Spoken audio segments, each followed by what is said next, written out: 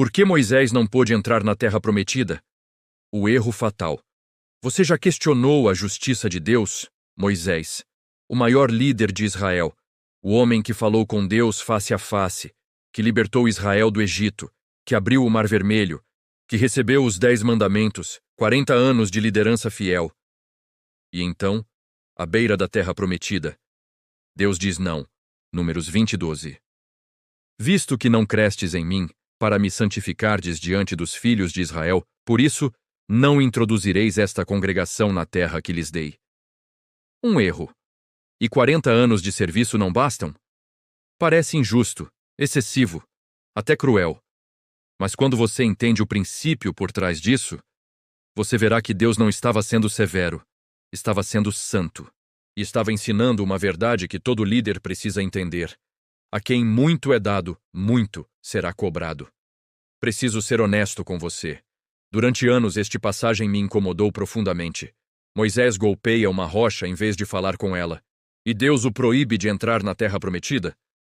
Parecia desproporcional, mas então comecei a entender algo crucial sobre santidade, sobre liderança, sobre responsabilidade. E percebi. Deus não estava punindo Moisés por um erro menor. Estava protegendo sua própria santidade. Estava estabelecendo um padrão para todos os líderes futuros.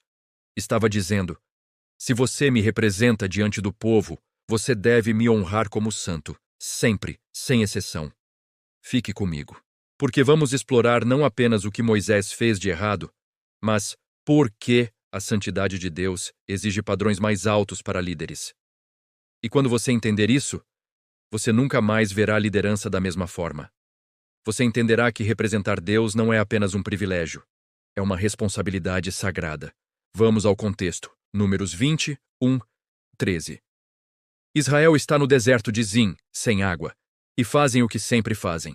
Reclamam. Versículo 4, 5. Por que trouxestes a congregação do Senhor a este deserto, para que morramos aqui, nós e os nossos animais?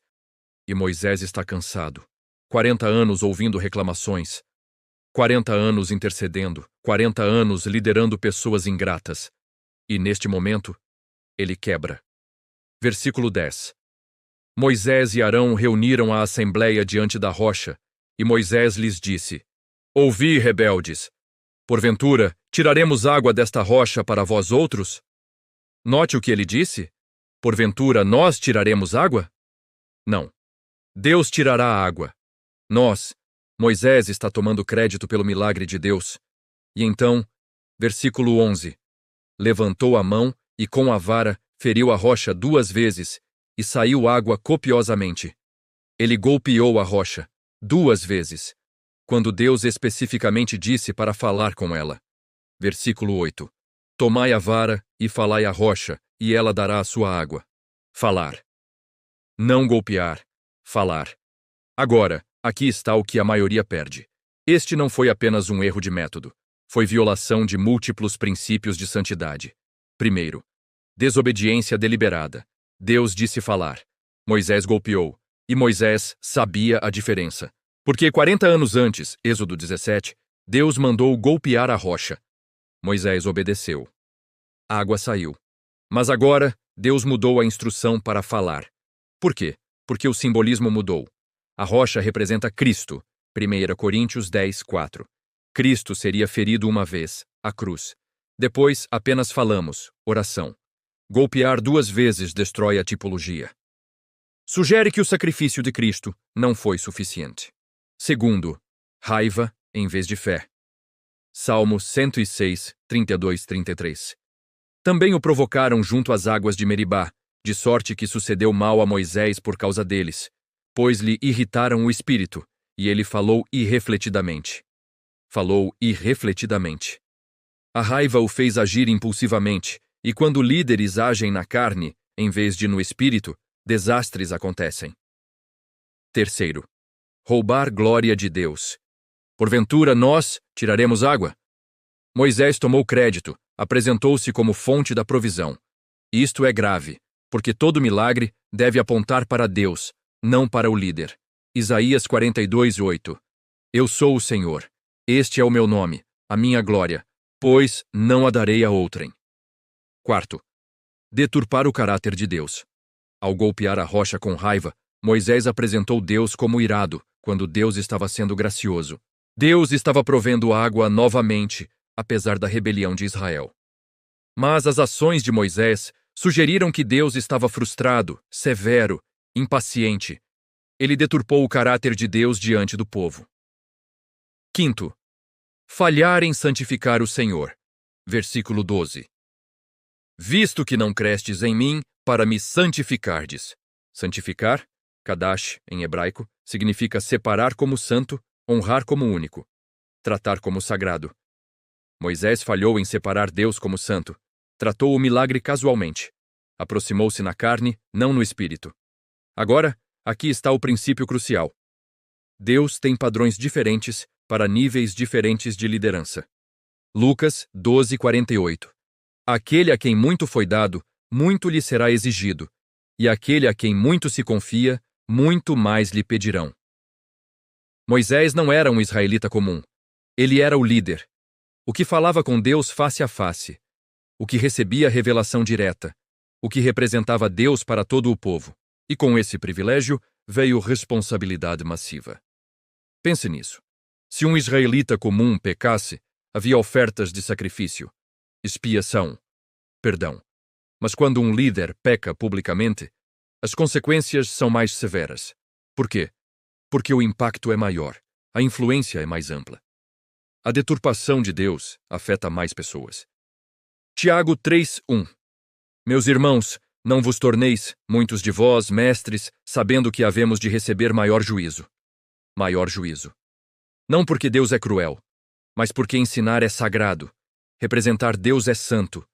E quando você falha nisso, as consequências devem refletir a seriedade. Veja as consequências para Moisés. Números 20:12. Não introduzireis esta congregação na terra que lhes dei. Moisés perde a honra de levar Israel para a terra prometida. 40 anos de liderança. E no último momento, o privilégio é removido. É justo? Vamos considerar. Primeiro, Moisés violou seu próprio padrão. Ele ensinou Israel a obedecer exatamente. Deuteronômio 4:2. Nada acrescentareis à palavra que vos mando, nem diminuireis dela. Mas Moisés modificou o comando de Deus. Se ele não segue o padrão que ensina, como pode liderar? Segundo, foi pecado público. Toda a congregação viu. E quando líderes pecam publicamente, a disciplina também deve ser pública. Para manter a santidade de Deus. Para mostrar que ninguém está acima da responsabilidade. Olá, queridos irmãos e amigos. Sejam todos muito bem-vindos ao nosso canal. Hoje, vamos mergulhar em uma passagem bíblica que, embora pareça distante, traz lições poderosas para a nossa vida, especialmente sobre liderança, obediência e a santidade de Deus. Vamos falar sobre o que aconteceu com Moisés em Meribá, um evento que mudou para sempre o destino do grande libertador de Israel. Imagine a cena. O povo de Israel, recém-libertado da escravidão no Egito, está vagando pelo deserto de Zin. Eles estão cansados, com sede, e a paciência está no fim. Não havia água em lugar nenhum. E como sempre, a murmuração começa. Eles se reúnem contra Moisés e Arão e dizem: quem dera tivéssemos morrido quando nossos irmãos morreram perante o Senhor. Porque vocês nos trouxeram a este deserto para morrermos nós e nossos rebanhos. A situação era tensa. O povo estava desesperado e, em sua angústia, culpava seus líderes. Diante dessa rebelião, Moisés e Arão fizeram o que sempre faziam em momentos de crise. Foram para a entrada da tenda do encontro e se prostraram diante de Deus. E a glória do Senhor apareceu a eles. Deus, em sua infinita paciência e misericórdia, não abandonou seu povo. Ele deu a Moisés uma instrução muito clara, registrada em Números, capítulo 20, versículo 8. Pegue a vara, e você e seu irmão Arão reúnam a congregação. Falem aquela rocha diante deles, e ela dará a sua água. Assim vocês tirarão água da rocha para a comunidade e para os seus rebanhos beberem. A instrução era simples, não era? Fale a rocha. Não era para bater, não era para gritar, não era para fazer um espetáculo, apenas falar. O poder não estava em Moisés, nem na vara, mas na palavra de Deus. Era um milagre que dependeria unicamente da obediência a uma ordem falada. Mas o que aconteceu em seguida é o ponto central da nossa reflexão. Moisés, que suportou tantas reclamações e rebeliões, finalmente perdeu a paciência. Ele pegou a vara, reuniu o povo diante da rocha e, em vez de simplesmente falar, ele bradou com raiva: "Escutem, rebeldes, será que teremos que tirar água desta rocha para vocês?" E então, num ato de fúria, ele levantou o braço e bateu na rocha não uma, mas 2 vezes. A água jorrou abundantemente, e o povo e seus rebanhos beberam. O milagre aconteceu.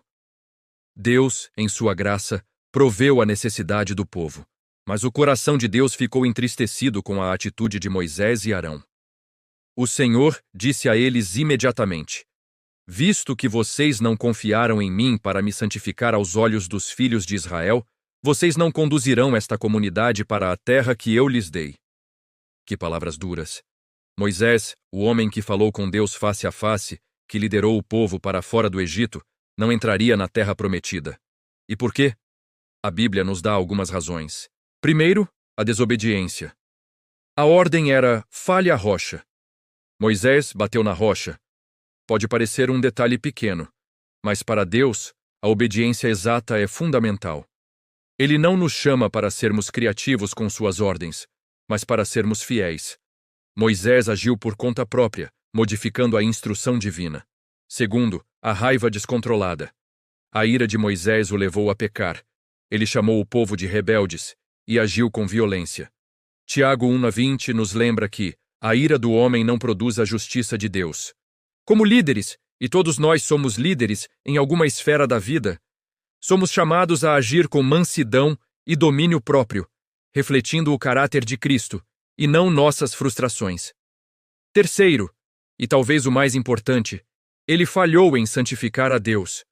Ao dizer: "Será que teremos que tirar água?", ele e Arão se colocaram no centro do milagre.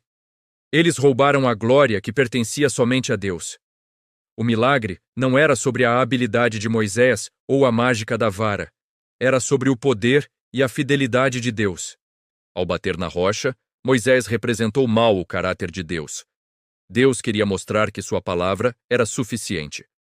A rocha, para muitos teólogos, é um símbolo de Cristo. Paulo diz em 1 Coríntios 10:4 que os israelitas bebiam de uma rocha espiritual que os acompanhava, e essa rocha era Cristo. Cristo foi ferido uma vez na cruz por nossos pecados. Agora, para recebermos as águas da vida, não precisamos feri-lo novamente. Basta falarmos com ele em oração, com fé. Ao bater na rocha 2 vezes, Moisés distorceu essa bela figura profética. As consequências para Moisés foram severas.